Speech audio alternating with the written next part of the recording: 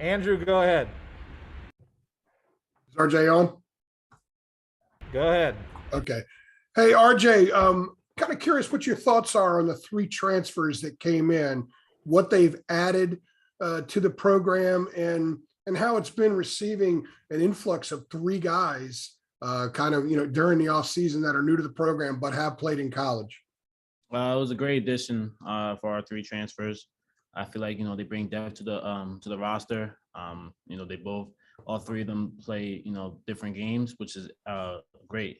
It's able for us to spread the floor and to get different options and different looks out of all three of them. So I feel like they all three of them bring great personality off the court, and then on the court they're always ready to work. So. For you personally, what kind of things have you done the last several months to cut down on the turnover issue from last year? Just basically just watch film and just get to slow down the game. I think this past summer I really worked extremely hard, and I think the game is starting to slow down for me. And I'm just working on finding my open teammates, looking when it's time for me to score the ball, and just be mindful of cutting down my turnovers as a point guard. Alyssa, then Michael Coe. Yeah, RJ, how has the transition been with Coach Williams to Coach Davis? And is there a big difference in their coaching style, or is that pretty familiar to you guys?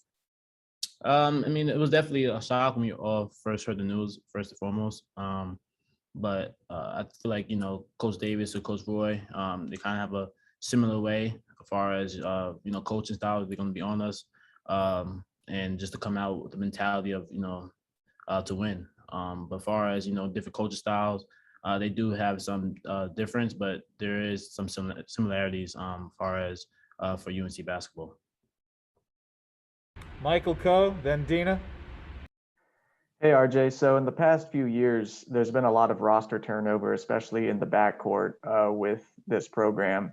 Can you speak to how having basically the backcourt of the team be intact from last year to this year, how that's going to help you guys win this season?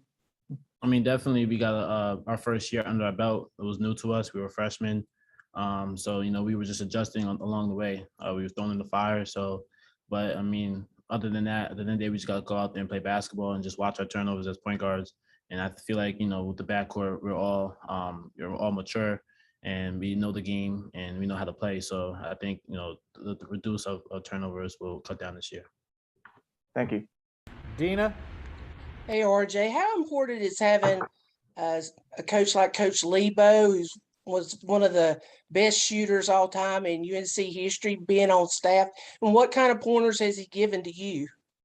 It was a great addition for Coach Lebo. As far as he played here, he was a point guard here. So for me, just to learn from him, as far as how to run the team, how to find the different angles and different options with plays, it's definitely a great addition. I'm definitely learning a lot from him. So I can't just give props to him. Thank you. Greg Barnes, then CL. Hey, RJ, kind of to follow up on Alyssa's question, how are things different with practices, how practices have been run, and maybe how he communicates with the team? That's a little bit different than what Roy did. I would just say, practice has been intense. We're competing in each drill. Each drill, we're going 110%. He expects a lot out of us from each and every one, from the 1 to the 5 and, the rest of the players. So I just feel like, he always tells us to, each day, wake up with the mindset of, competing, and each day is a new day. So it's another day, another opportunity. And that's the mindset we have to have going forward through the season. And Roy told us for years and years that he always told the team that they were of a different generation. Just talking about how old he was. Hubert's a lot younger. Can you tell that he's a little more up to speed with culture and trends and those kind of things? Yeah, I think so. I think, this new generation of basketball, the game is more spread out. So I feel like, Coach Davis kind of understands that as far as, being able to space the floor out. And yeah. Thanks. CL, then Ross Martin.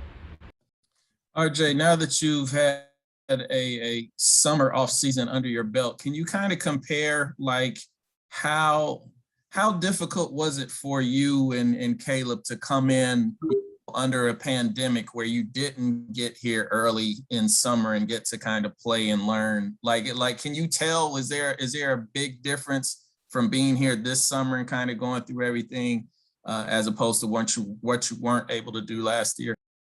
Yeah, definitely. I think last year it was unusual time for all of us, as far as, COVID and not be able to, experience like normal things that, us freshmen get to do. But I think this past summer, we were able to, bond well and work hard each day. I think both summer sessions were extremely helpful for us, as far as, in the weight room and on the court, gelling together with our new team and new chemistry. So I feel like this past summer was way better than, last summer, as far as we just thrown into the fire and being able to pick up things on the go.